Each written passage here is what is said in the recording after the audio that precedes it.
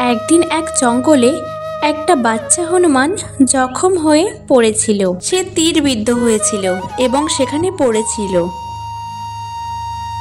তখন একজন কাঠুরিয়া এসে তাকে জিজ্ঞাসা করলো যে সে কোথা থেকে এসেছে এবং তার অবস্থা এমন কেমনভাবে হলো।